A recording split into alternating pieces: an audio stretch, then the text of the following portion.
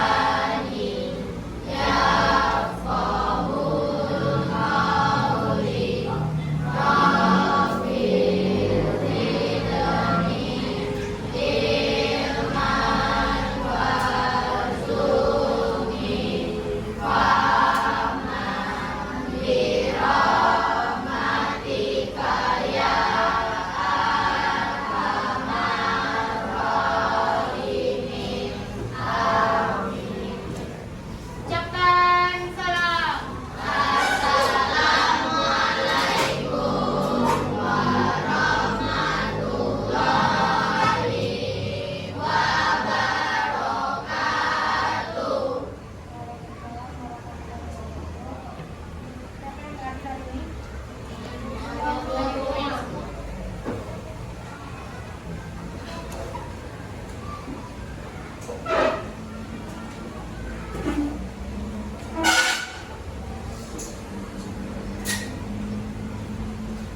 Gimana kabarnya semua?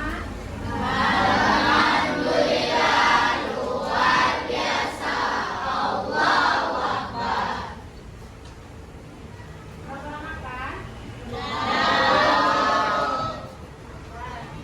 Sekarang kita memasuki materi B, jenis-jenis seragam hias. Ada yang tahu apa itu jenis seragam hias? Ada yang tahu?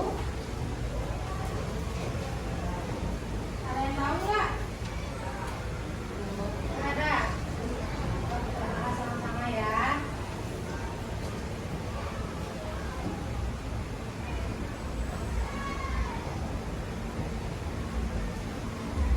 Ini ya. Apa yang dimaksud dengan jenis-jenis seragam hias itu ada berbagai macam. Ada berbagai macam bentuk dasar yang digunakan sebagai kaidah dalam merancang ragam hias. Nah, di sini ada berapa motif-motifnya? Yang pertama,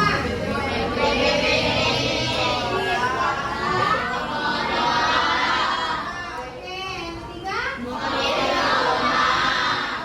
yang keempat, motif yang kelima, oke, tadi ada berapa semua motifnya? 5. Nah, sekarang ibu nanya, ada yang tahu nggak motif geometris itu apa? Motif geometris. Motif geometris nih ya, kita bahas yang pertama yaitu motif geometris. Boleh ketua kelasnya baca nak? Motif geometris merupakan motif yang menggunakan gabungan dari unsur-unsur rupa. Unsur-unsur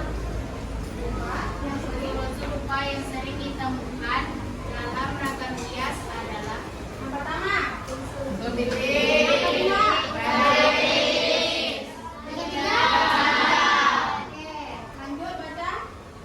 yang umumnya ketika diaplikasikan ke dalam ragam hias menjadi bentuk yang Susah susah dikenali. dikenali.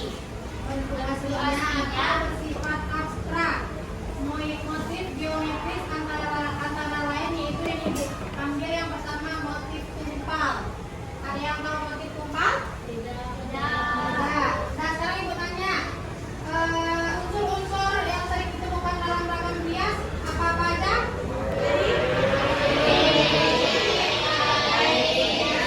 Oke, sudah paham ya? Lanjut ke motif yang pertama yaitu motif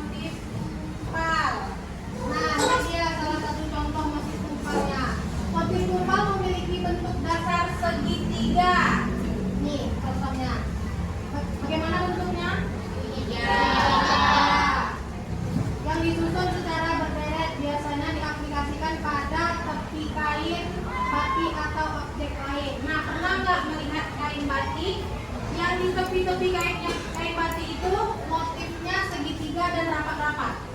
Pernah lihat nggak? Pernah ya. Nah, ini adalah salah satu motif tumpal. Oke, ada yang mau bertanya? Lanjut ya. Yang kedua, motif flora. Boleh dibuka Tata? Motif flora merupakan jenis motif yang memanfaatkan berbagai macam bentuk tanaman yang sudah diubah menjadi bentuk dasar.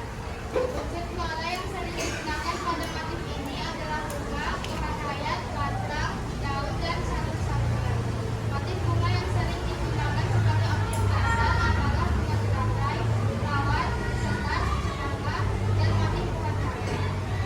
Motif pohon hayat banyak dijumpai pada dinding-dinding, jari, tali, kain tenun, dan ukiran kayu.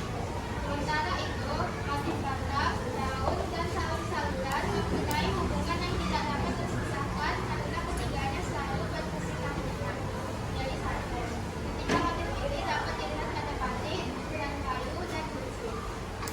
Nah, sekarang yang kedua motif flora yaitu yang ada unsur-unsur bunganya. Di sini ada disebutkan bahwa banyak yang membuat batik itu gambar teratai, mawar, sekar kenanga, dan motif pohon hayat. Nah, di sini ibu ambil salah satu contohnya motif pohon hayat. Pohon hayat ini. Ya, batik ini dibuat itu dengan yang termasuk ke dalam batik yang diukir itu batang, daun, dan salur-salurannya. Nah, jadi dalam sebuah batik itu yang diukir tidak terpisahkan nih antara batang, daun, dan salur-salurannya. Dia menjadi satu. Dia tidak bisa dipisahkan. Ini contohnya. Ini lihat. Kan saling menyambung. Ini bunganya, ini daun, ini salur-salurannya. Jadi ini tidak bisa dipisahkan nih. Kelihatan? Kelihatan semuanya? Paham untuk motif flora? Paham. Oke, kita lanjut yang ketiga yaitu motif fauna. Boleh? Motif fauna dengan berbagai macam jenis dan ragamnya sangat banyak dan dapat dengan mudah dijumpai hampir di setiap daerah Indonesia. Motif ini memanfaatkan berbagai macam hewan yang sudah diubah menjadi bentuk dasar pembuatan motif fauna. Motif fauna sering diterapkan pada peralatan perkakas dan kain dengan mesin berupa kain, kayu, perak. Adapun objek hewan yang sering dipakai pada motif ini adalah hewan air, hewan mata, hewan darat. Di sini udah ada ibu kasih langsung contohnya. Ini contoh yang pertama, nah ini contoh kedua. Nah sekarang ibu tanya nih, menurut kalian ini gambar apa? Burung. Burung apa? Burung merah. Merah. Yang kedua? Ikan. Oke, ubur ada. Ikan ada. Oke, jadi intinya motif fauna ini biasanya itu hewan-hewan yang digunakan untuk membuat motif itu hewan air, hewan melata, dan hewan darat. Nah, sekarang ini termasuk dalam hewan apa? Yang pertama, hewan darat. Kalau yang kedua, oke, sudah paham ya? Kita lanjut. Atau ada yang mau bertanya? Boleh? Ada yang mau kurang paham? Oke. Hewan melata tuh Hewan melata itu seperti ya, termasuk ular, melata tuh kayak cacing, kan dia melata aja tuh di tanah. Oke, paham? Nah, lanjut ke yang keempat, motif manusia. Kelihatan nggak? Kelihatan. Motif manusia menggunakan objek manusia yang sudah dimodifikasi.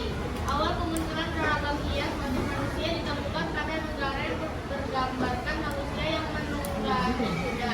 Adapun motif-motif manusia yang sering muncul pada ragam hias antara lain terdapat pada jari.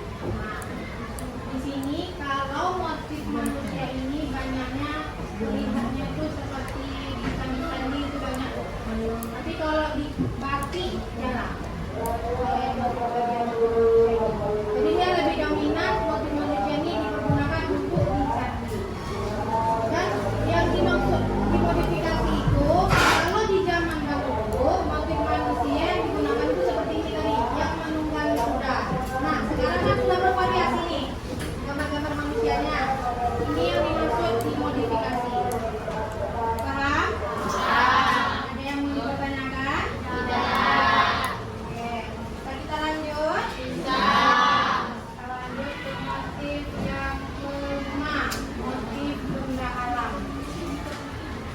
Motif benda alam mengambil inspirasi dari objek-objek yang ada di alam, kemudian dimodifikasikan bentuknya. Motif-motif di antara lain yaitu yang pertama, Air, api, gunung, awan, bulan, bintang, dan betawan.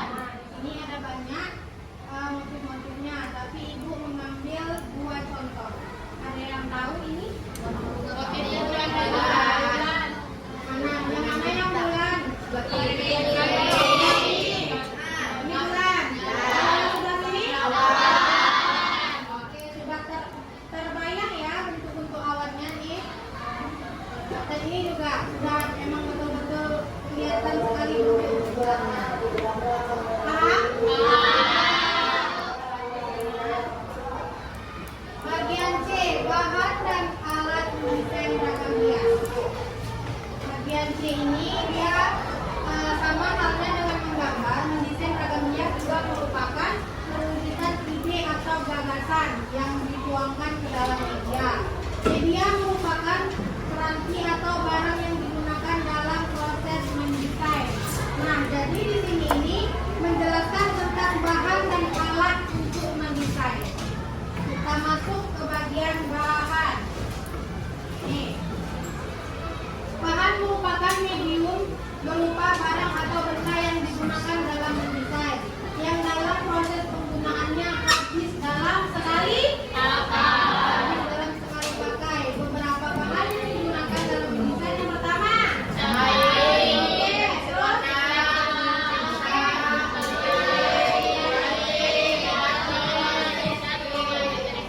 kalau cat air anak-anak itu sudah tahu. Kalau pensil warna anak-anak itu sudah tahu.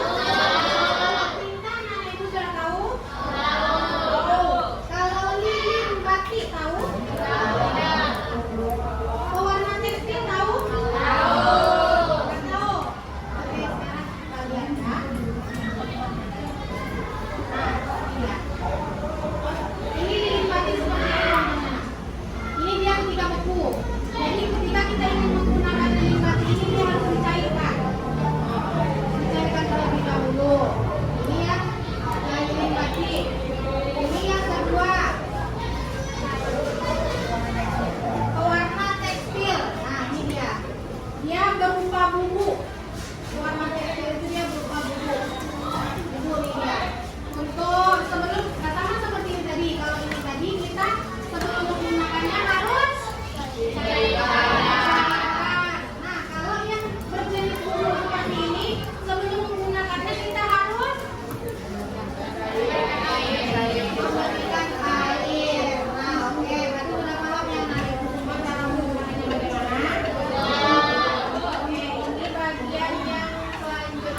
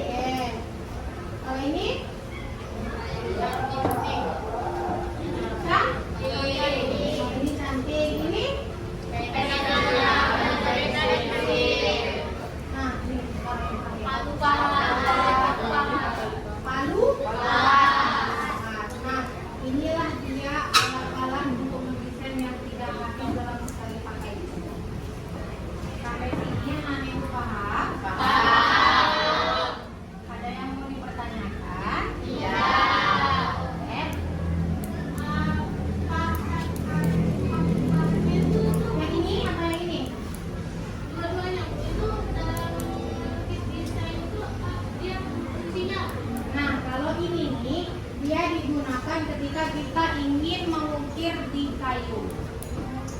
Nah, ini nih yang kita fungsikan, bahannya, alatnya, ini yang kita gunakan. Nah, ketika nanti kita ingin membuat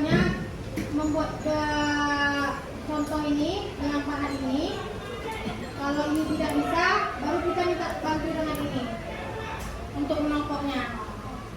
Misalnya kayak membuat lubang tuh di dalam kayu tuh, otomatis kita menggunakan palu untuk bisa membuat lubangnya.